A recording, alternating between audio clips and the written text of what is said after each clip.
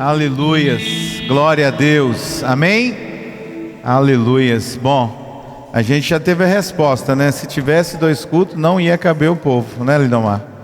Porque nós tínhamos uma média de 150 irmãos no primeiro culto, então certamente não caberia. Então está aprovado, nós vamos ter 2 cultos permanentemente de agora em diante. Nós estamos com um visitante, que é o pastor Carlinhos, e eu quero convidar aqui à frente. Ele vai nos trazer uma palavra. Nós nos encontramos mais cedo e diz ele que queria vir ouvir a palavra, né? Mas o indivíduo sai lá do Tocantins, né? Lá das margens do Jalapão, tem que vir aqui falar da palavra de Deus para nós. Aleluias.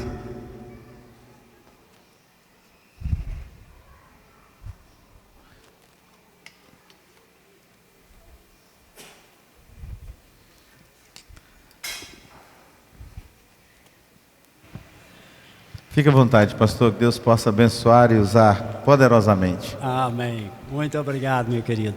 Paz do Senhor Jesus, amados. É um prazer estar aqui com vocês nessa noite. Eu muito obrigado pela oportunidade de compartilhar um pouco das experiências que a gente tem vivido nessa nossa caminhada. Eu falei com o pastor hoje, quando ele me chamou, moço, eu ia lá para ouvir, eu estou precisando ouvir, né? Nós, como pastores, muitas vezes estamos ministrando, tem hora que a gente quer sentar e ficar ouvindo, sem atenção de estar ministrando, mas estar ali descansando e recebendo. Mas quando nós, como pastores,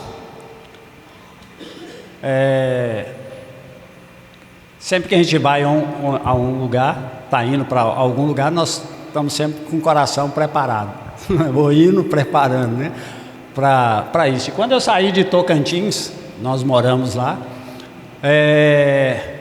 Deus colocou uma palavra no meu coração, que na verdade eu tinha compartilhado há poucos dias, num culto que nós estávamos tendo, no meio de semana, e Deus colocou aquilo no meu coração. Compartilhei um pouco sobre isso com a igreja que estava ali presente.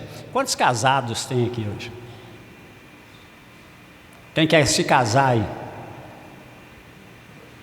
Estão com medo? Tem uns que ameaçaram levantar e abaixaram a mão.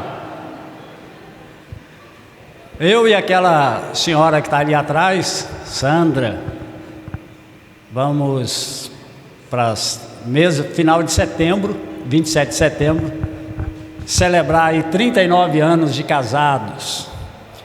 Estamos ansiosos para chegar o ano que vem, quando completar os 40. E eu quero compartilhar um pouco com vocês a respeito de família, de casamento.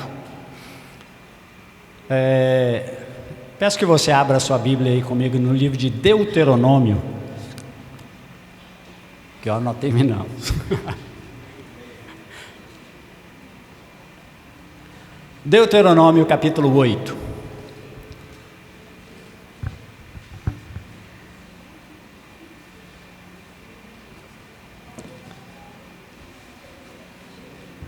Livro de Deuteronômio, capítulo 8. Apenas 3 versículos aí. Verso 1, 2 e 3. O pastor já introduziu aí falando sobre a palavra de Deus. E a irmã do louvor aqui também, dentro do mesmo tema que nós queremos compartilhar nessa noite. Portanto, tende cuidado de obedecerdes a todos os mandamentos que hoje vos ordeno cumprir, a fim de que vivais bem e vos multipliqueis, e entreis e possuais a terra que Yahvé, sob juramento, prometeu aos vossos antepassados. Trazeis sempre viva em tua memória a maneira como o Senhor, como Yahvé, teu Deus, te conduziu por todo o caminho no deserto durante esses 40 anos, para vos tornar humildes e provar-te, a fim de que exteriorizardes todas as intenções do teu coração, se estavas decididos a obedecer os seus mandamentos ou não. Ele te humilhou, fez com que sentisse fome e te alimentou com maná que nem tu nem os teus pais conhecias, para te mostrar que o ser humano não vive apenas de pão, mas de toda a palavra que procede da boca do Senhor. Amém? Feche os seus olhos, vamos orar. Pai amado, muito obrigado por essa oportunidade de estarmos aqui.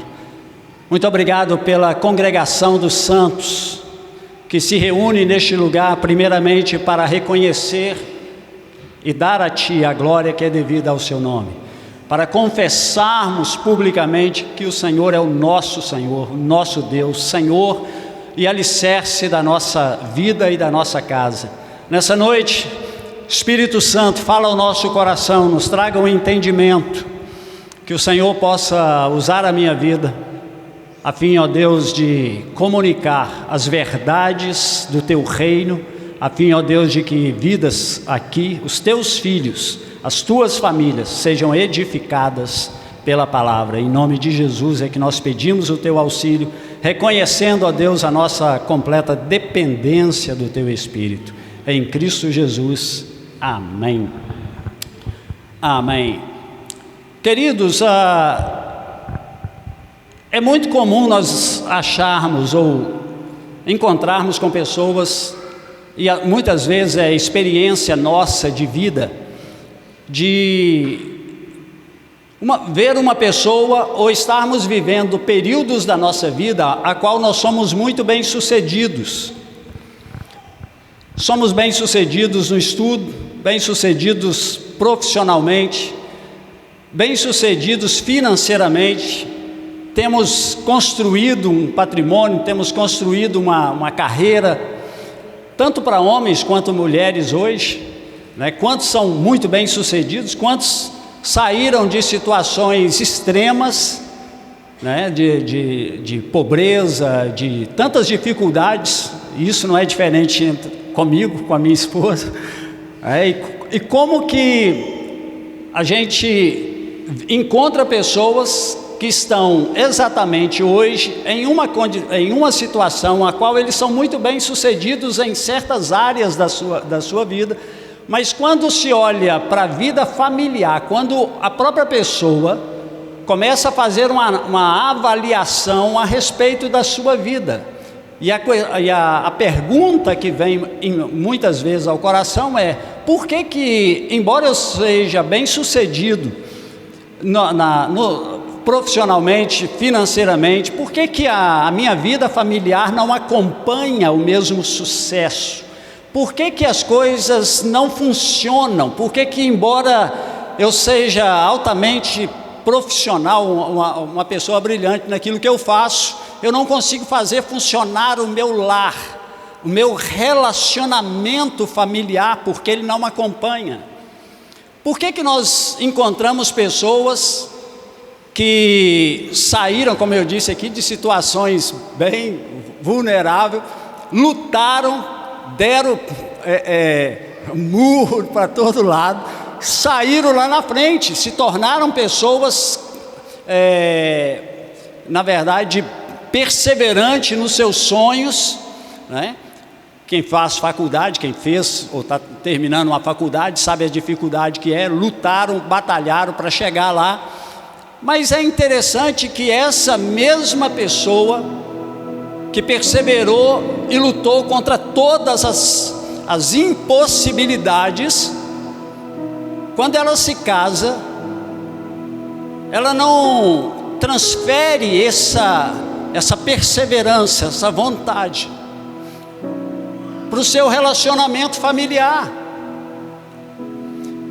Por que não tem a mesma disposição de coração de fazer e de lutar contra as dificuldades que ele ou ela enfrentaram para chegar onde estão hoje? Isso não, a vida familiar ou o desejo de transformar situações difíceis que a gente enfrenta no casamento possam ser superadas.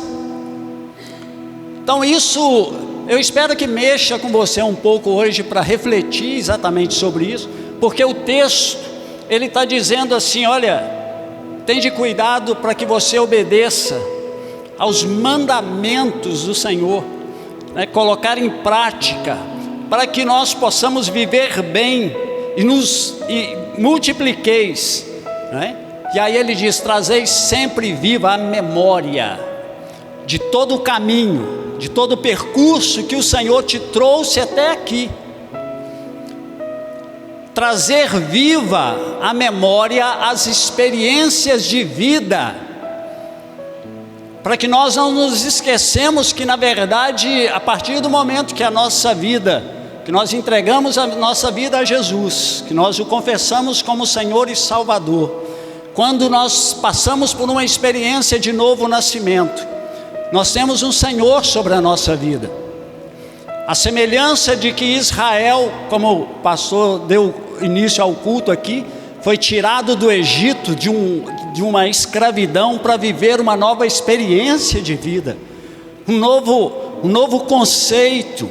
Foram tirados do Egito para viverem uma nova realidade. E isso acontece quando nós conhecemos a Jesus como Senhor e Salvador, né?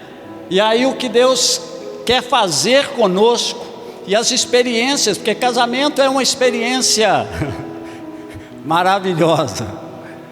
Nesses 39 anos de casado, nós já vivemos algumas experiências, algumas muito difíceis, e eu posso dizer aqui para a turma que está começando, estamos aí com 39 anos, hoje, eu e a minha esposa vivemos o melhor tempo do nosso casamento, os melhores anos da nossa vida conjugal, não estou falando vida familiar não,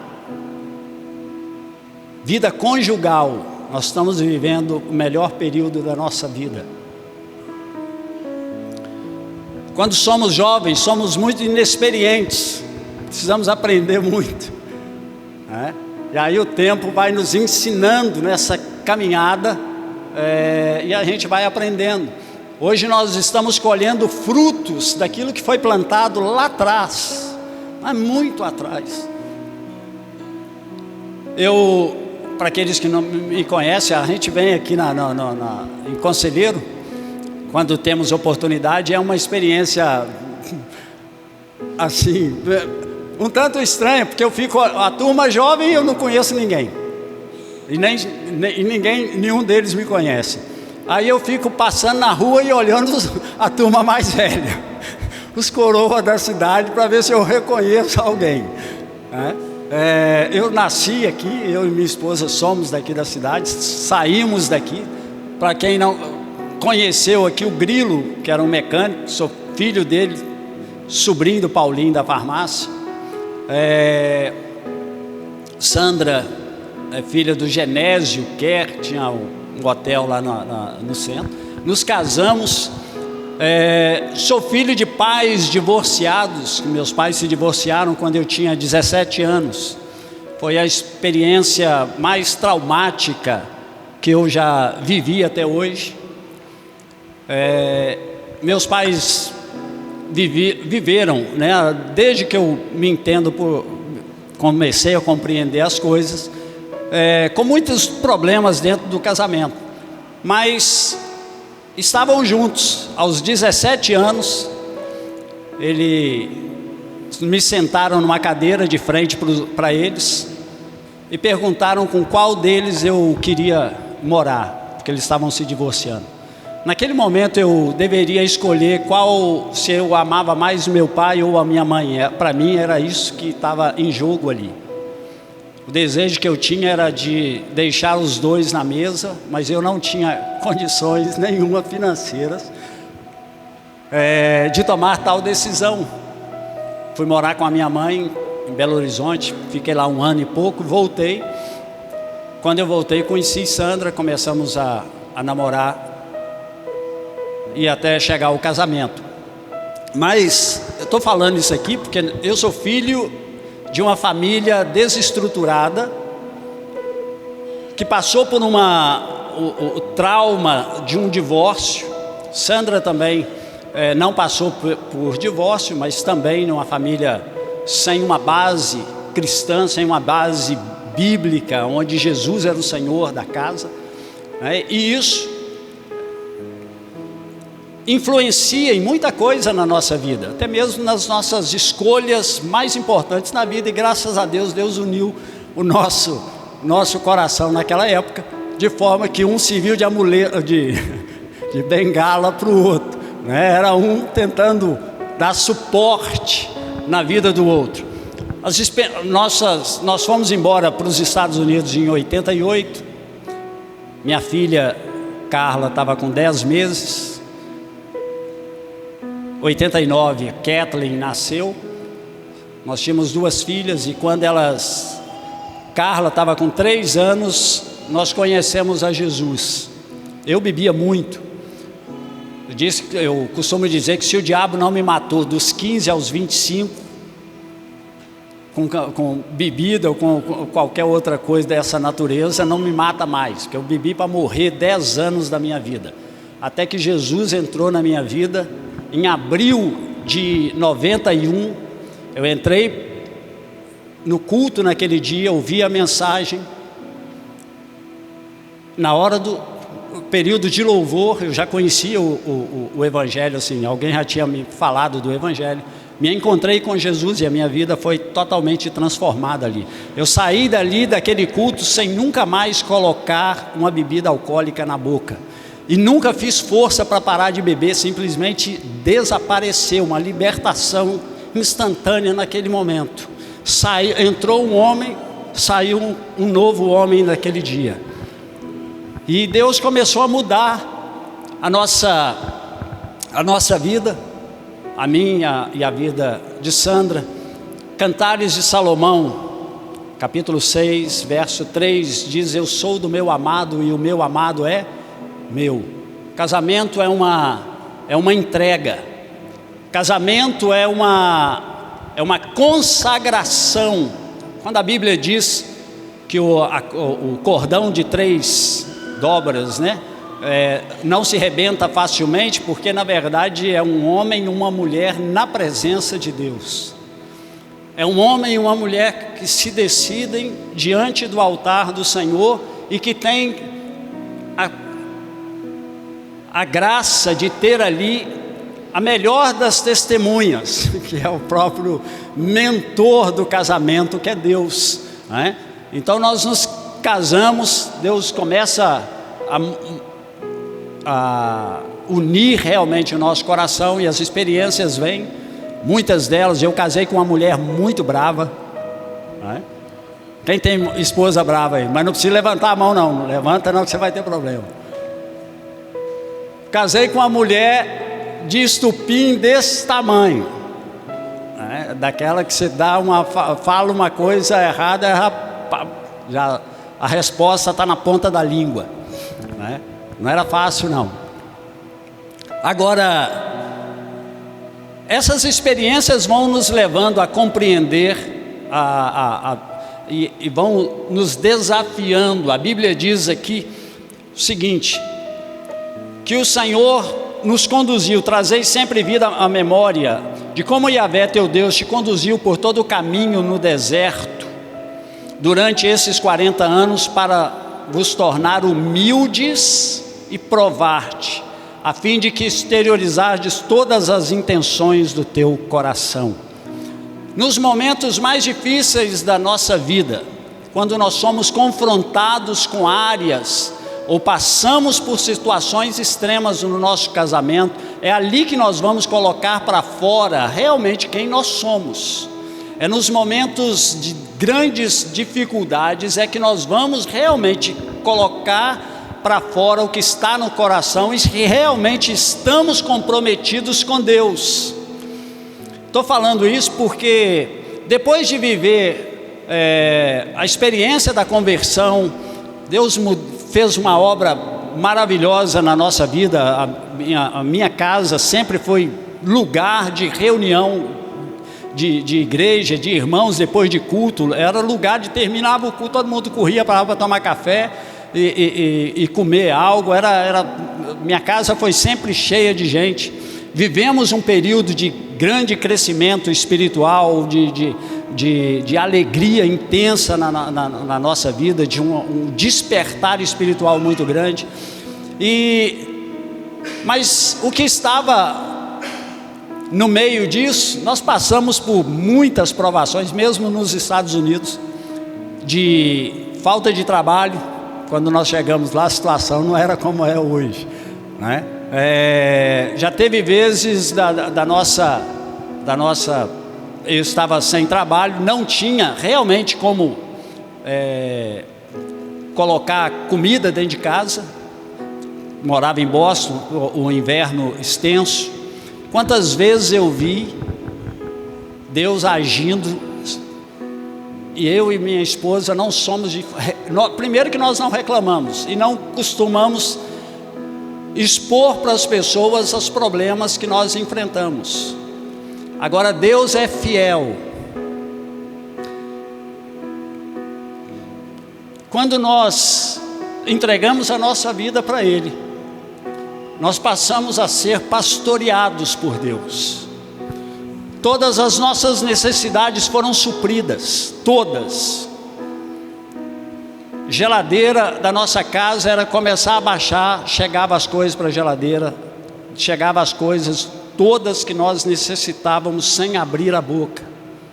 Exame de vista da minha filha que usava óculos, pagamento de óculos, e isso tudo calado, e Deus se manifestando de forma maravilhosa. Mas os anos se passaram, 10 anos mais ou menos de casado, por aí que a gente já tinha. Um tempo depois, nós passamos pela experiência mais difícil que eu e a minha esposa enfrentamos. E eu espero que isso possa mudar muito o seu conceito de família, porque quando Deus, a Bíblia diz: sede fiel no pouco, sobre o muito eu te colocarei. Quando Davi foi chamado para ser rei, ele não imaginava o que ele passaria até chegar no trono. Quando Jó foi provado ali no início do seu livro, ele não imaginava aonde Deus queria conduzi-lo. Não mais viver de ouvir falar de Deus, mas de ter uma experiência profunda com Ele. E quando nós passamos por certas situações, é porque Deus tem em vista algo lá na frente. Eu me tornei diácono, depois presbítero, era professor de escola dominical. Minha casa era completamente cheia naquela época de pessoas, e o casal que era conselheiro de casais mais jovens lá era Sandra e eu. Nós enfrentamos naquele ano, naquela época, por 98 mais ou menos, 98, 99, a maior crise do nosso casamento. A gente não brigava, não discutíamos, não brigávamos, não havia nenhum problema visível de relacionamento entre nós. Trabalhávamos, nossas filhas estavam na escola, tudo normal. Simplesmente parece que o amor acabou. Desapareceu e nós não sabíamos aonde encontrá-lo. Vivemos ali um período de muita tensão, difícil de relacionamento. É difícil quando eu me cobro muito. Se alguma coisa está errada dentro, não é nem dentro do meu relacionamento com a minha esposa, se algo está errado na minha família, com os meus filhos, primeira pessoa que eu olho é para mim mesmo. Aonde é que eu estou errando? Então eu comecei a avaliar a minha vida e não tinha nada que eu pudesse detectar. Não, o problema está aqui, então eu resolvo esse problema. Simplesmente desapareceu o afeto. A gente não brigava, mas também parece que não se amava mais. o relacionamento esfriou. Talvez isso seja a realidade, espero que não seja a realidade sua, mas se você vier a passar por isso, entenda exatamente que Deus quer fazer algo na sua vida. Deus quer tratar de algo com você. Deus quer te conduzir a uma experiência de vida. A Bíblia diz que todas as coisas cooperam para o bem daqueles que amam a Deus, daqueles que foram chamados com um propósito. Então, dentro dos propósitos, Deus vai te provar dentro do nível que Ele quer usar a sua vida.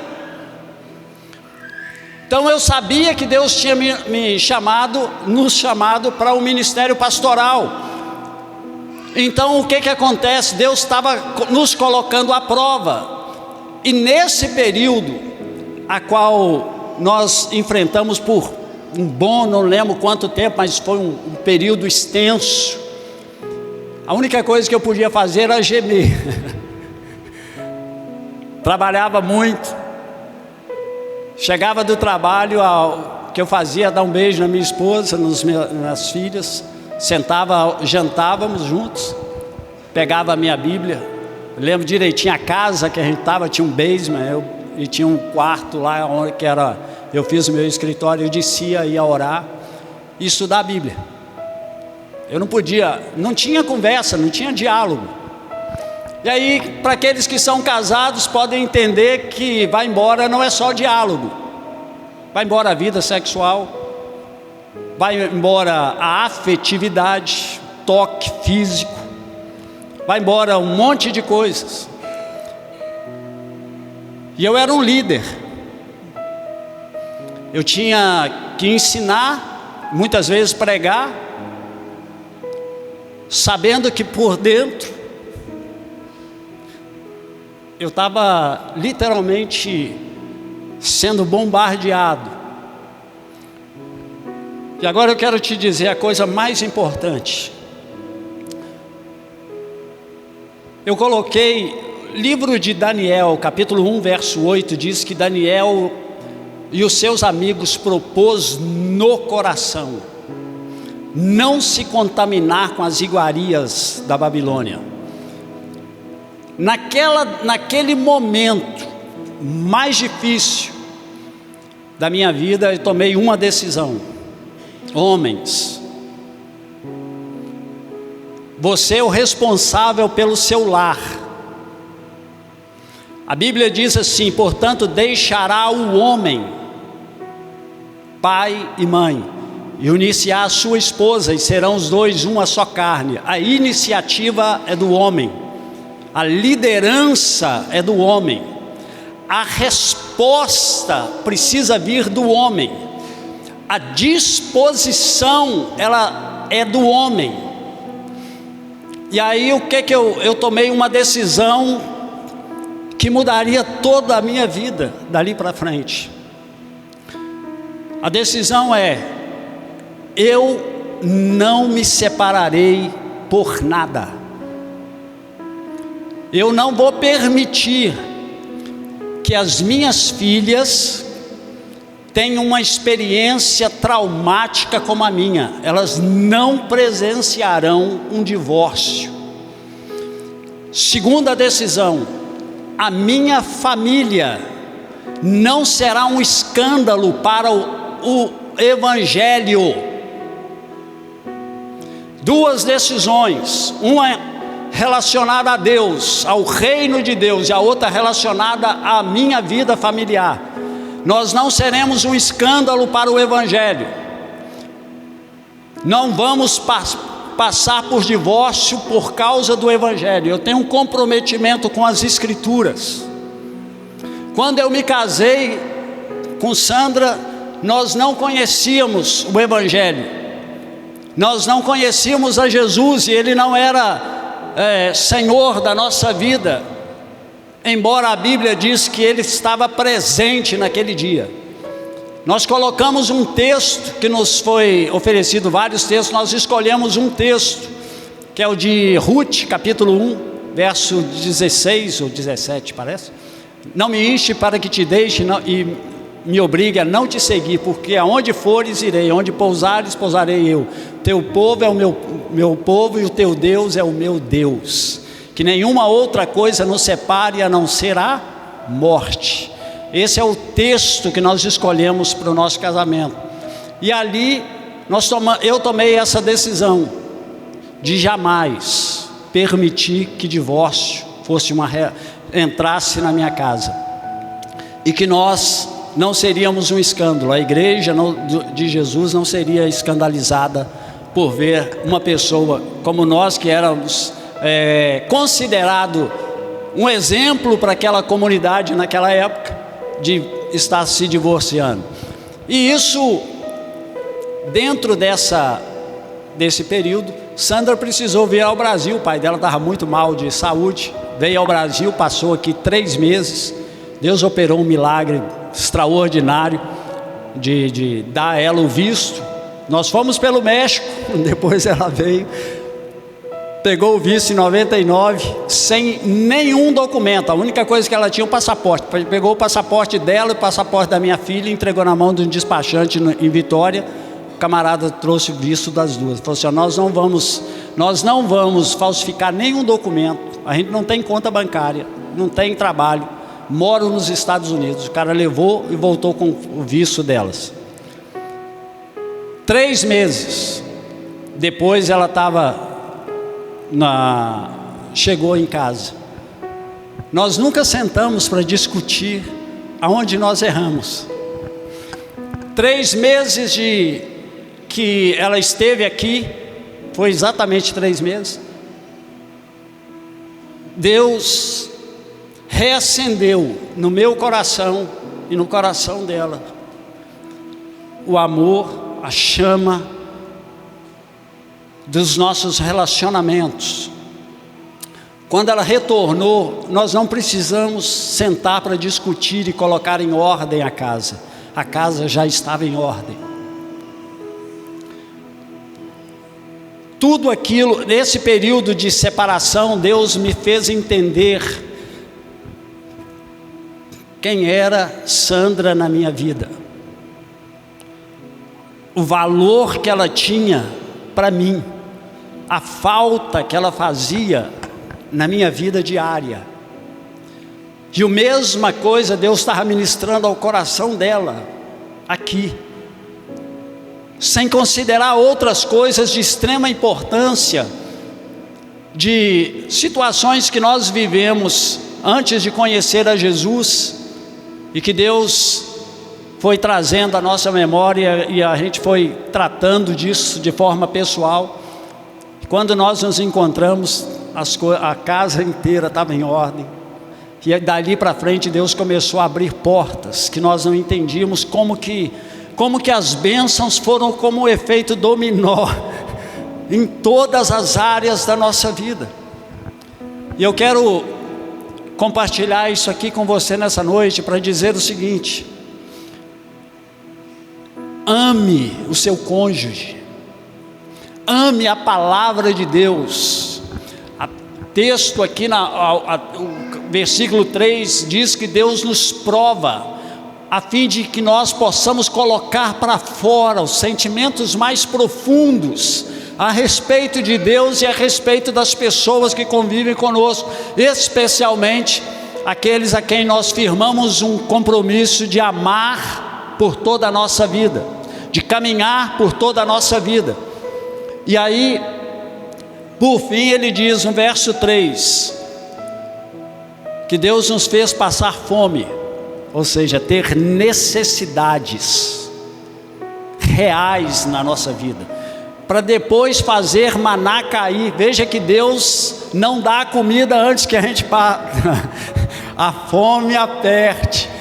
Ele deixa a fome apertar, chegar em momentos extremos, para depois Ele trazer o pão, para entendermos uma coisa: o homem não vive apenas de pão, daquilo que ele pessoalmente é capaz de produzir, mas de toda palavra que procede da boca de Deus. As bênçãos de Deus enriquecem e não acrescentam dores. As bênçãos de Deus é que fazem com que o nosso casamento e a nossa vida familiar seja uma bênção. Hoje eu olho para minha filha, para as minhas filhas, Carla e Kathleen, e às vezes fico imaginando se eu tivesse desistido no meio do caminho. Se naquele momento a gente chutasse o balde, falasse assim, não, a gente está dando tudo errado, a gente vão se separar e vão... O que seria das minhas filhas hoje? Quanta alegria é ver, como eu tenho lá em casa algumas cartas escritas delas, falando de quem, a minha filha falando assim, pai, quando eu comecei a pensar em casamento, eu olhava para o Senhor e pensava, eu quero ter um marido dentro das características do meu pai. Homem, sua filha está olhando para você. Você é a referência, você não pode errar. Ela precisa ver um comprometimento com Deus e com a sua família, porque é exatamente isso que vai ajudá-la a tomar a decisão mais importante a respeito da sua vida aqui na terra, com quem ela vai se casar. E a mesma coisa falam da mãe delas. Quanto aprenderam com a mãe a fim de serem esposas como a mãe dela foi. A princípio eu disse aqui que ela tinha um estupim curto, mas isso também é parte do aprendizado. Eu descobri uma coisa: homem, não vou pedir para você se manifestar, você quer mudança na sua esposa? Quer que a sua esposa mude de certos comportamentos? Se comprometa mais com Deus. Deixe ela. Não tente mudar a sua esposa. Tente mudar a sua vida com Deus. Eu aprendi que quanto mais eu me submetia ao comando de Deus na minha vida, a minha família começava a ser mudada. A minha esposa começava a ser mudada. Ela começou a me ver, não apenas como um marido, começou a me ver como um líder de Deus sobre a casa. As decisões que eu tomava, aquilo que eu falava, aí começa a existir submissão, porque percebe o comprometimento com Deus e o amor que Deus derrama no nosso coração e nos capacita a amar todos os dias. Guarde, homem, toda a resposta das grandes decisões que a sua casa precisa, vão passar por você. Quando Deus quis salvar a casa de Noé, disse a Noé, trouxe uma revelação a ele: prepara uma arca para que a sua casa seja salva. Amém, amados? Amém? Homem, cuide. Você é o grande líder que Deus quer usar para mudar tanta coisa na sua vida, na vida da sua família, na vida dos seus filhos. Mulher, cuide de colocar em prática. Você foi chamada como auxiliadora. Precisa ser sábias nas decisões, observar exatamente aquilo aonde Deus quer conduzir vocês. Deixa eu dizer aqui, mulher, não fique reclamando na cabeça do seu marido. Incentive ele, seja uma auxiliadora, capacite. Se tem uma coisa difícil para um homem, é cobrança insistente. Comece a incentivá-lo nas mudanças. Ore para que Deus ministre ao coração dele. Salmo 128 diz: bem-aventurado é aquele que teme ao Senhor e anda nos seus caminhos. Do fruto das suas mãos comerás, feliz será e te irá bem. Ou seja, tudo começa exatamente pela vida e pelas decisões que o homem toma. O resultado começa a aparecer exatamente na sua família, no seu relacionamento familiar, na sua vida profissional, na vida dos seus filhos. É uma cadeia, mas começa exatamente com uma decisão do homem. Então, cuide de cada decisão que você toma. Deus quer usar a sua vida. E nós não podemos, entenda bem, o mundo que está dessas portas, das paredes da igreja para fora, estão olhando para nós. Nós somos uma igreja que crescemos muito em número no Brasil, mas somos uma igreja que tem acompanhado terrivelmente em divórcios e problemas como o mundo. Por isso nós não podemos falhar. Tem um mundo que está olhando para nós.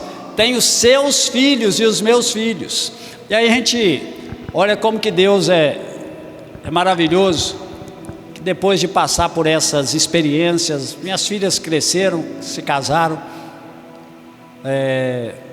Quando a gente morava em Pernambuco ainda, 2005, 2006, até final de 2009. Adotamos 2 crianças ali. Apareceu, não que nós fomos atrás, apareceram na nossa vida e nós pegamos, aliás, foi um. Pegamos ele que morava na rua. Aí, logo depois, 6 meses depois, pegamos o irmão mais novo dele. Hoje, o mais velho, que é o primeiro que nós pegamos, já está casado. Tem um filho já, casa própria, mora na mesma cidade que a gente. O filho dele, o irmão dele, que é o mais novo, está com 19 para 20 anos, já trabalha em Palmas, trabalha numa empresa, mora em Palmas. Há 8 anos atrás, sem que a gente tivesse a mínima condição financeira, me aparece 6 irmãos de uma mesma família. Minha esposa perguntou para nós pegamos elas porque a família estava numa situação de emergência e levamos lá para casa para passar uma semana até o pai das crianças resolver, porque a mãe abandonou, estavam desempregados, e aí levamos para lá. Uma semana depois chega o conselho tutelar perguntando se a gente queria ficar com as crianças, caso contrário elas seriam levadas para casa de passagem, para adoção. A minha esposa perguntou: o que a gente vai fazer? Aí eu falei assim: vamos largar as crianças aqui. Adotamos as crianças, tem 8 anos. A mais nova chegou lá com 10 meses, né? É o xodó da casa, vai fazer agora, o mês que vem, 9 meses. E quantas coisas maravilhosas Deus fez na nossa vida. Amados, para muita gente diz assim: mas vocês são, como lá na cidade, meu povo, vocês são loucos. Falou assim: olha, a vida dessas crianças dentro da nossa casa reflete uma coisa que somente aquele que tem uma experiência com Deus, que viveu algo lá atrás, tem condições de julgar. Significa que Deus tem um propósito na vida daquelas crianças, e Ele colocou essas crianças numa casa em que Deus tem confiança. Deus confiou às nossas mãos a alma dessas crianças. Hoje elas estão crescendo dentro da igreja. O Lucas, que é o único garoto que tem, toca, trabalha com os jovens da igreja, não como líder, mas é um dos que trabalham ali, ajuda no louvor, né? Prega, já está pregando. As irmãs dele servem, as maiorzinhas também ajudam, e muito dentro da igreja, né? É Deus operando as maravilhas. Sandra, quando nós chegamos lá, antes de pegar essas crianças, estava com muito problema de saúde, pressão, coração, um monte de coisa. Os problemas de saúde dela desapareceram, simplesmente acabaram. Os problemas que a gente estava enfrentando, que ela estava enfrentando, difícil, que já tinha feito um monte de exame, não tinha nada. foram literalmente curados.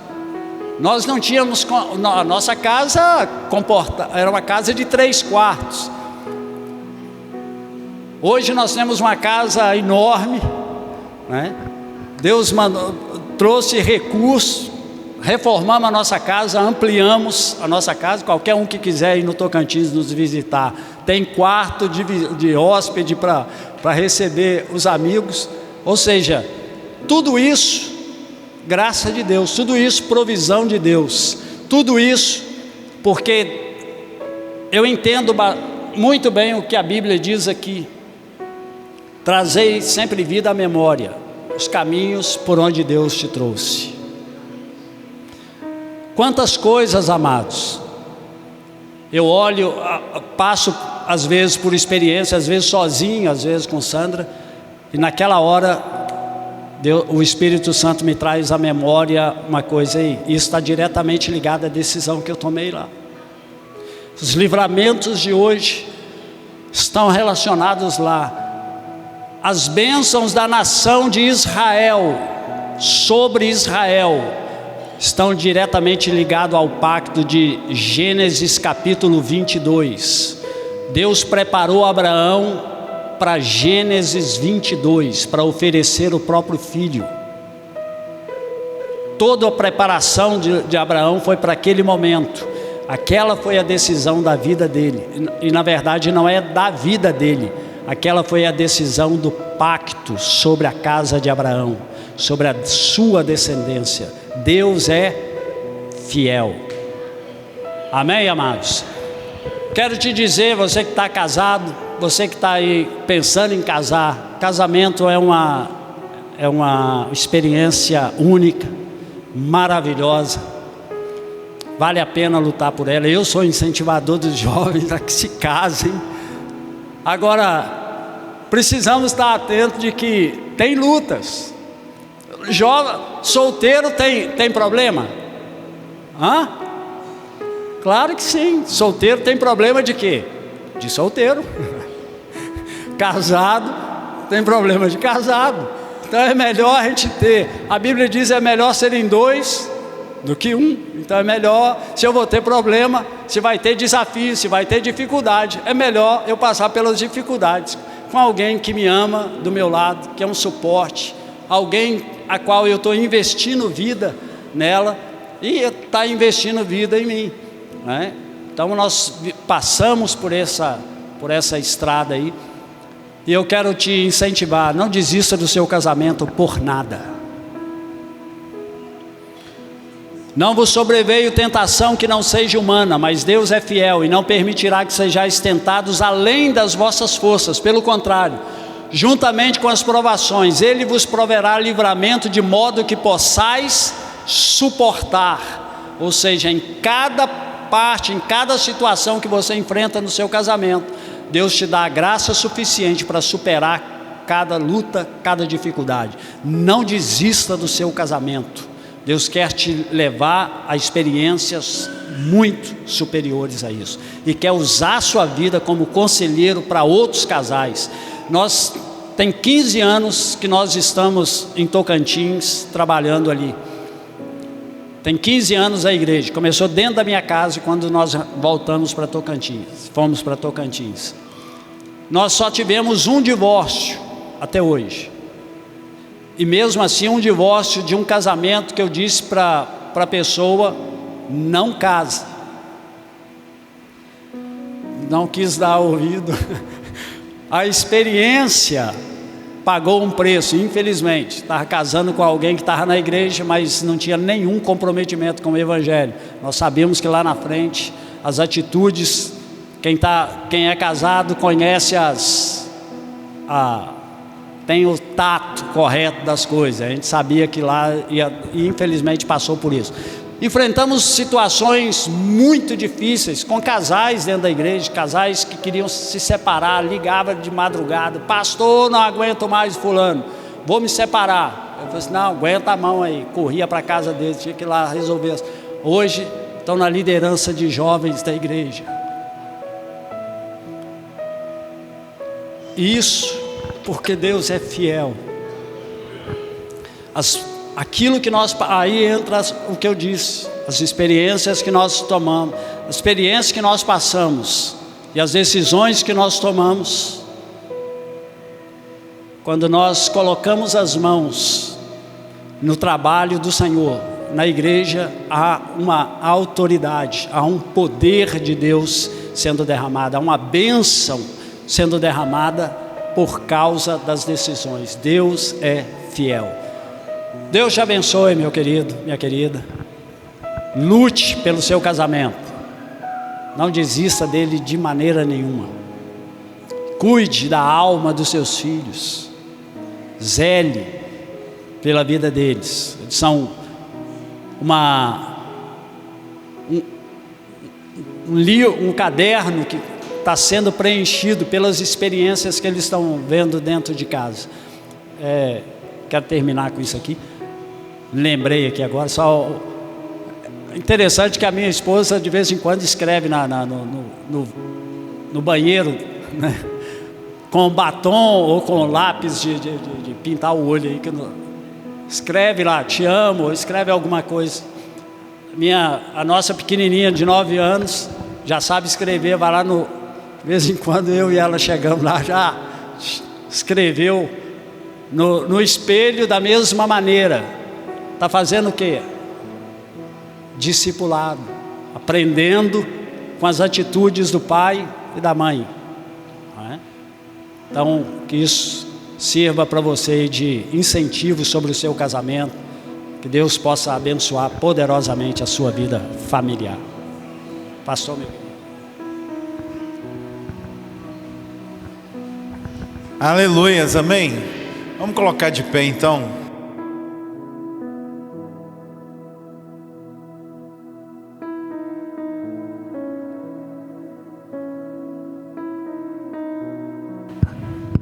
Isso. Como está a sua família? Como está a sua casa? Quem está querendo casar? Quem está com medo de casar? A família é um desafio gigantesco. Então nós vamos estar orando agora. Se estiver perto do seu esposo aí, procura ele aí, chama ele, esposa, marido, dá a mão aí. Aleluia. Nós vamos orar nesse momento, porque você precisa superar as adversidades, amém? Amém, irmãos? Mesmo aquele dia, né, pastor, que a gente dá vontade de desistir, chutar tudo, né? Aí a gente é melhor chutar o diabo para fora e continuar e superar os problemas. Eu vou fazer uma oração, depois o pastor Lindomar vai fazer o encerramento. Que Deus possa abençoar a sua família de uma maneira poderosa, amém? Senhor, nós clamamos pelas famílias, pelos casais, clamamos pelos filhos, meu Pai, também, que muitas vezes são atingidos diretamente com todo acontecimento, com toda situação que possa ocorrer no relacionamento dos pais. Que em nome de Jesus o Senhor traga cura, o Senhor traga libertação e o Senhor traga um tempo, ó Deus, agora de ajustamento nas nossas famílias, nos nossos lares, e que haja não apenas cura, meu Deus, mas que haja também autoridade para que nós mesmos venhamos a espalhar o remédio que um dia curou e operou nas nossas vidas, assim como o seu servo nos contou nesta noite. Que em nome de Jesus seja um tempo de transformação e de fortificação em todas as famílias da tua igreja. Assim nós oramos e tudo entregamos nas tuas mãos em nome do Senhor Jesus. Amém e amém. Amém, queridos? Assim. Estava me lembrando aqui, só um detalhe aqui, que eu preciso deixar bem claro. Eu e Sandra, quando a gente estava passando por essa luta, não decidimos nos separar, dar um tempo no casamento. Não é nós que decidimos dar tempo. Sandra veio ao Brasil por uma questão de enfermidade do pai dela. Ela já tinha perdido a mãe, o pai estava muito mal de saúde. Eu falei assim, não, então vai ao Brasil. E foi esse período que nós ficamos longe uns do outro. Nunca dê tempo no casamento. Amém, amados? Não entra nessa de vamos dar um tempo para ver se a coisa melhora. Não vai melhorar. A Bíblia diz para você não dar brecha ao diabo. Então cuide. Aleluia. O bom tempo é aquele que você tira 10 dias no resort com a esposa, né? Vamos dar um tempo para o casamento. Isso é muito bom. Pastor.